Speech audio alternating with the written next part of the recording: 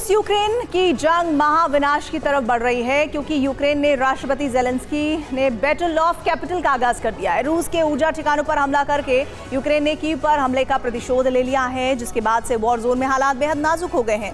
Moscow पर प्रहार करके यूक्रेन ने जंग की आग को ज्वालामुखी में तब्दील कर दिया है। क्या ये ईरान अमेरिका की जंग के बाद यूरोप में महायुद्ध की दस्तक है? इस रिपोर्ट में देखिए। यूक्रेन ने मॉस्को की अहम रिफाइनरी पर ड्रोन से हमला किया। ड्रोन हमले के बाद रिफाइनरी संयंत्र में भीषण आग लग गई। यूक्रेनी सेना ने 500 किलोमीटर की दूरी से तेल रिफाइनरी को निशाना बनाया। यूक्रेन ने मॉस्को के कोबान में भी एक तेल डिपो को हमले में तबाह कर दिया।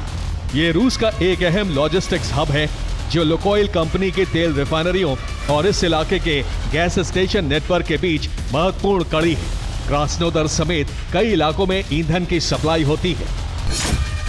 मॉस्को तेल रिफाइनरी सेंट्रल रूस के लिए बेहद जरूरी है।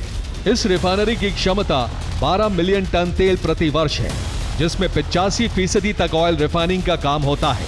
ये मॉस्को की गैसोलीन जरूरतों का 40% और डीजल ईंधन की लगभग 50% जरूरत को पूरा करती है। मॉस्को एविएशन सेंटर के लिए जेट फ्यूल की सप्लाई भी यहीं से की जाती है।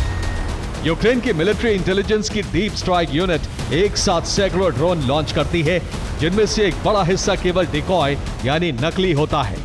इनमें से कुछ ड्रोन खास जेट इंजन वाले होते हैं, जो रूसी रडार स्क्रीन पर असली क्रूज या बैलिस्टिक मिसाइल जैसे दिखते हैं, जिसे पकड़ने में रडार सिस्टम भी नाकाम हो जाते हैं। रूसी एयर डिफेंस सिस्टम नकली ड्रोन्स को मार गिराने के लिए महंगी मिसाइलें बर्बाद कर देता है।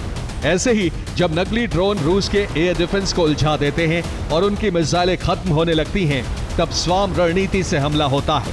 किसी भी एयर डिफेंस सिस्टम की एक सीमा होती है कि वो एक बार में कितने टारगेट ट्रैक कर सकता है। जब एक साथ 50 या 100 ड्रोन आते हैं तो रूसी रडार ओवरलोड हो जाता है और असली विस्फोटक वाले ड्रोन डिफेंस सिस्टम को भेद कर सीधे टारगेट से जा टकराते हैं।